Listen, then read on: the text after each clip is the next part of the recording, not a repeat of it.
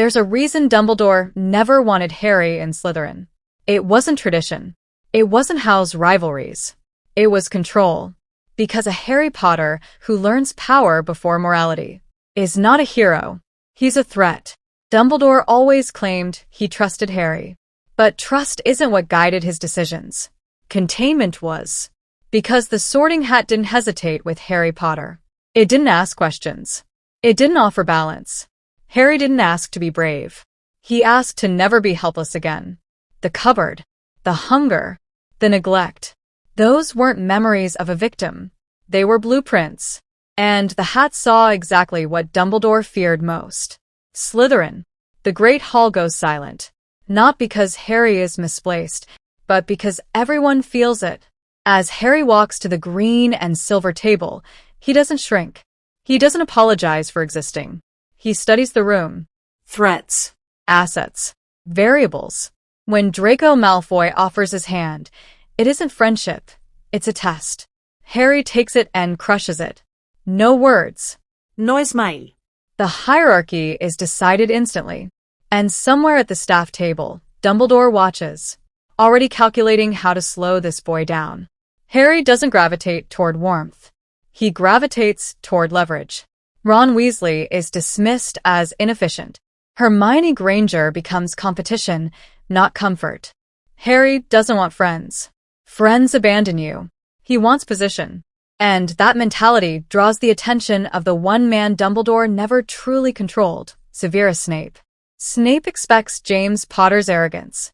Instead, he finds Lily Evans' discipline, hardened by trauma. There is no bullying. No humiliation. Only recognition. Snape doesn't praise Harry. He sharpens him. And Dumbledore notices.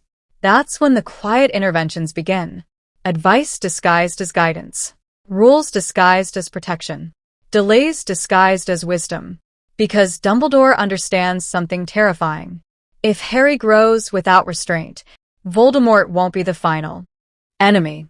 When the Philosopher's Stone is threatened, Harry doesn't charge in to save the school. That's a Gryffindor instinct. Harry hunts. He confronts Quirrell not to protect an artifact, but to erase a future threat. When he wakes in the hospital wing, Dumbledore isn't there. Snape is. And Dumbledore takes note of that absence, because influence is already shifting. By year 2, Harry stops pretending. Parseltongue exposes him. The whispers begin. He doesn't deny them. He lets fear work for him. When the chamber opens, Harry doesn't descend as a savior. He descends as a ruler defending territory. Tom Riddle expects obedience. Instead, Harry challenges him. The basilisk hesitates. Because authority recognizes authority. Riddle dies not because Harry is pure, but because he is decisive. Dumbledore congratulates him publicly. Privately, the fear solidifies. This boy doesn't rely on destiny. He relies on outcomes. By year 3, Dementors arrive. To Dumbledore, they're deterrents. To Harry, they're insults. He refuses Lupin's comfort. He seeks Snape's brutality.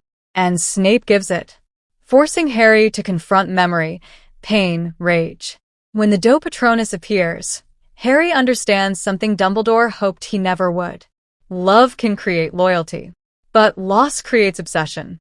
When Harry's Patronus becomes a stag, he doesn't feel pride. He feels weakness. And Dumbledore sees the fracture forming. The Shrieking Shack is the turning point. Snape offers Harry justice. Dumbledore would have offered mercy. Harry hesitates, just long enough for Pettigrew to escape. That moment haunts Dumbledore differently than it haunts Harry. Because Dumbledore realizes, if Harry ever stops hesitating, no one will stop him. When Sirius offers Harry a home, Harry refuses. Not because he hates Sirius, but because he sees failure. Harry chooses a general over a guardian.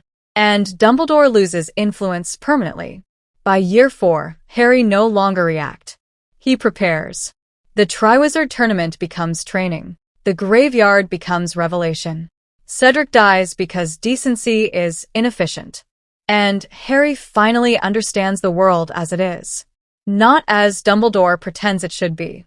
From that night on, Harry doesn't ask permission. He asks for tools. Year 5 terrifies Dumbledore. Not because of Umbridge, but because Harry doesn't resist emotionally. He reorganizes. He trains. He controls narratives. While Dumbledore hides, Harry builds loyalty. Not to ideals. To himself. The Slytherin Guard isn't rebellion. It's infrastructure. And Dumbledore sees the writing on the wall. This is no longer a student. This is a power center. By year 6, Harry uncovers the Horcruxes alone. Dumbledore confirms what Harry already knows. And when Harry learns he is one of them, he doesn't break. That's what Dumbledore feared most. Because only a man willing to die strategically can rule the aftermath. The astronomy tower isn't betrayal. It's succession. Dumbledore doesn't fight fate. He signals. Harry retrieves the snitch. The board resets. And the war becomes math. Year 7 isn't survival.